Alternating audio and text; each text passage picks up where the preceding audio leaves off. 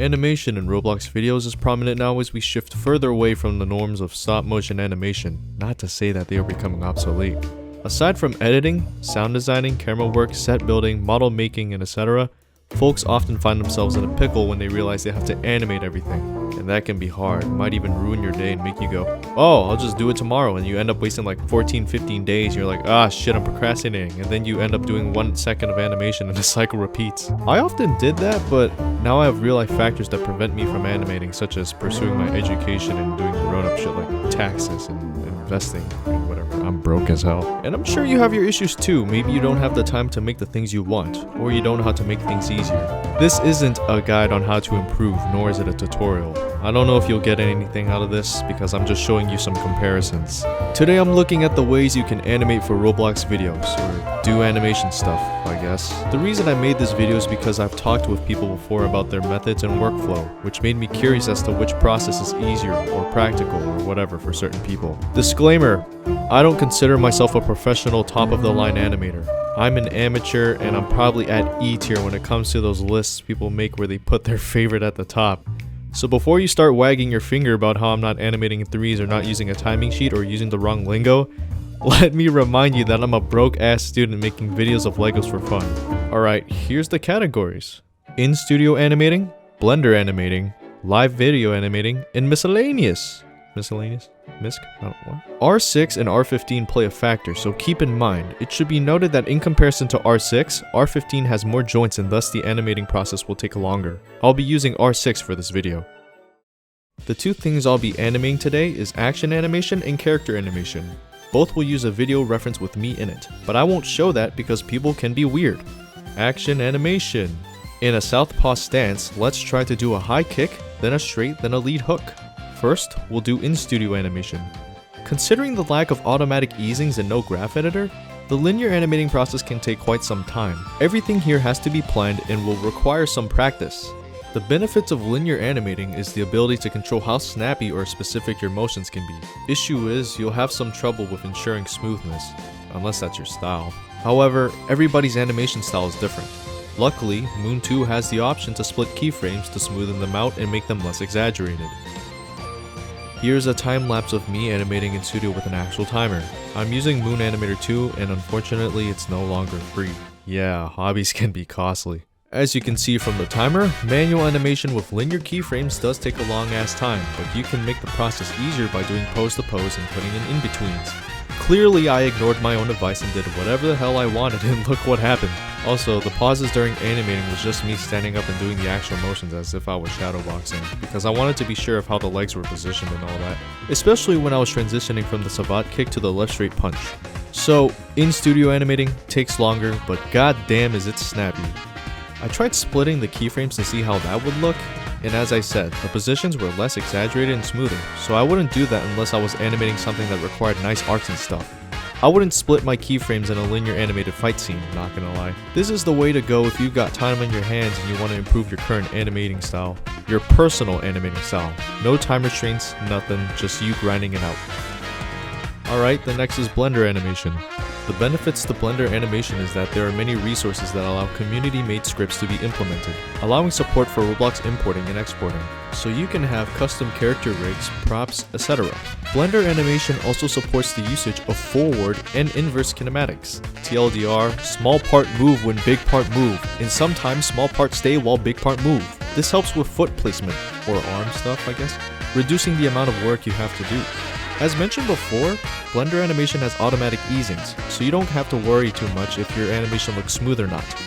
Issue is, you're gonna have to be very specific if you want a movement to be snappy. Alright, this turned out very good. It took less time than the in-studio animation and the transition from pose to pose feels organic and is less rigid. However, my snappy animation style is barely translated into the automatic easings. You could search up Roblox Blender animation test and you'd find like 50 other videos with the exact same style as this one here. It's whatever though. I think the process in animating the savate kick was made easier because of the automatic easings. It helps create the subtle bounce arc when going from the kick to the straight left. I also think the right lead hook is much more visible. However, I still miss the snappy style I had in studio. I think you can achieve the same effect here, but it's just I don't know how to use the damn graph editor. Like I said, amateur hobbyist. That's me. This is the way to go if you are on a time constraint or you want to stress less about the intricacies of your motions. There's a reason why so many people are into animating on Blender, and I can see why. It practically does the work for you, especially with the IK legs and the head. The automatic easings make the workflow process significantly easier as it's basically supporting you. All you're doing is refining what you want, and the easings provide hindsight. This makes fight scenes significantly easier in my opinion. I almost never animate my fights in Roblox Studio now, but you have to sacrifice a few liberties for others. Alright, live animation. Roblox has this experimental function thing where you can use a video reference and Roblox will do the work for you, using the body as a reference and mapping it to the rig's joints, producing animation. This takes less time because you can just record a video and wait. And yes, the video I provided is actually me doing the motions. I'm not a martial artist, I'm like Jackie Chan instead of Jet Li. I can act out the motions, but I can't fight. I'm not a wushu champion. This actually sucks. I don't like it. As easy as it was, it couldn't capture my motions too well. I actually made a video reference before this with me performing the action at regular speed, but the thing couldn't pick up my hands, so I did it slower, and still, it wouldn't recognize where my shoulders and elbows were. And plus, if you're not moving, you're gonna start jittering. It captures motions, not idles. So it looks like I'm suffering from frostbite. As for the action itself, it's missing a lot. It lacks flair, style, presentation. It's a mockery. The snappiness and speed are missing because this is a human performing it, and humans can't do certain things that animations can. Animations are meant to be appealing. This pseudo mocap is better off in a AAA game that requires it. Also, if you wanted to capture actual human motion, you're better off using an actual suit rather than live animation editor. Then again, I can see why this is an experimental feature, although I could never see it working in an action scenario. Now, Miscellaneous, Mix-a-Mo, preset animations, what the hell? You can basically use existing works and mishmash them together to create something comprehensible, but your credibility as an animator will be questioned. If your primary demographic / audience is young and is only interested in consuming slop, then go ahead and do this. But don't call yourself an animator, because you're not doing work, you're just using work. That's the truth, in my opinion. It's different if you're using animated presets from actual animators to assist you in your work. For example, crowd scenes, idols, walk cycles, etc. I can see why one would use preset animations, because you want to cut down on time and the type of content you create is, as I mentioned before, for a general audience of all ages and not for catering towards animation enthusiasts. By all means, do it. No shame, whatever. Just don't call yourself an animator. You're a content creator. That is all. Character animation. We will be animating a character using a sound clip as reference. The clip I will be using is a surprise, so wait until the end. Character animation, you gotta animate them in a way where it seems like they're actually alive. And plus, it has to be in a way where they're visually appealing, realistic, exaggerated, or whatever based on your preference. Here's a time-lapse of me animating a character using linear keyframes. I actually have an easier time doing character animation in Studio because I almost never do it in Blender. Blender's automatic easings actually end up causing me trouble in the long run. Yes, I'm aware that I can change my keyframes to linear in Blender, but the controls and keybinds aren't like moons. I was able to experiment with my arcs and timing through this method. It gives me the control I want. Not only that, but this is where the split keybind takes the spotlight. I still have to be careful with exaggerated movements because I could lose that effect, so I only split on certain areas. 20 minutes for this number of seconds. The thing that made it take this long in my opinion is the fact that I was going off by audio reference rather than typed out dialogue like I do in my films. If that had been the case, I would have gotten this done 5 minutes earlier since I could freestyle it. But this is how it turned out and I'm still proud of it, even though it's crusty and I kinda rushed it. Here's how it sounds with the audio clip synced. That's Ricky 10.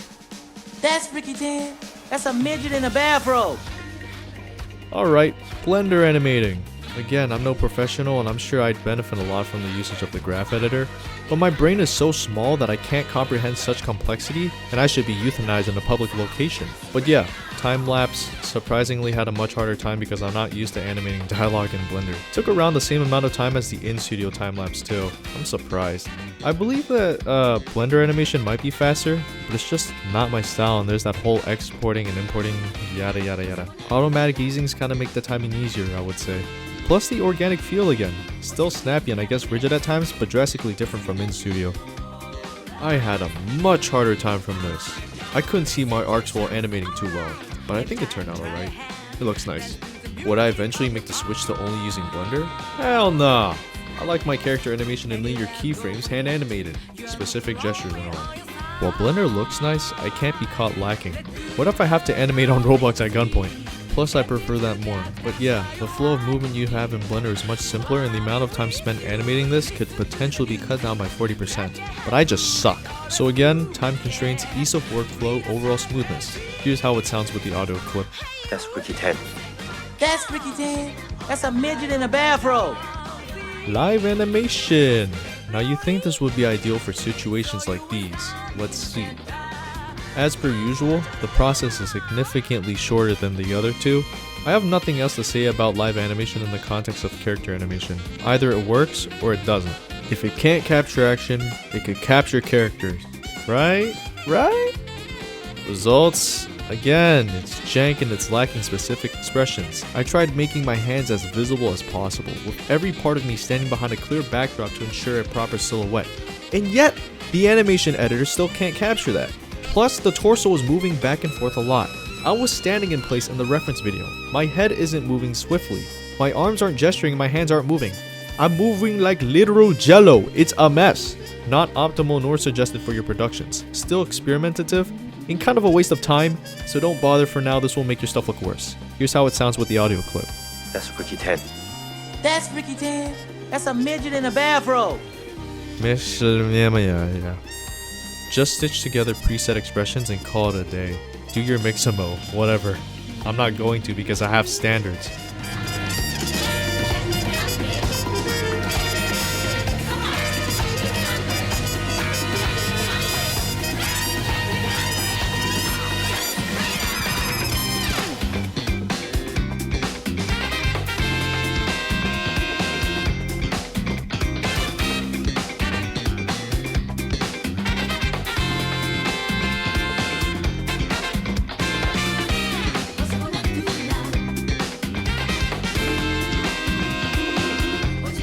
That's Ricky 10. That's Ricky 10. That's a midget in a bathrobe. That's Ricky 10. That's Ricky 10. That's a midget in a bathrobe. That's Ricky 10. That's Ricky 10.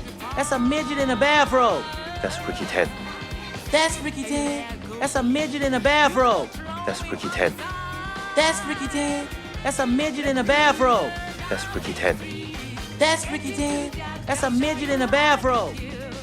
Now the question is, which one is the best for you? In my honest opinion, anything besides live animation editor, until it undergoes some insane overhaul. Whatever works best for you, just do it.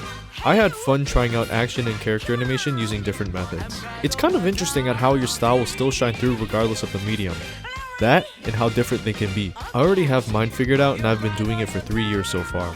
I like the careful and direct control of in-studio animating for character animation, but I also like the reduced workload and ease of access of animating fight scenes in Blender. I'll probably make another video in the future where I yap about this. Maybe.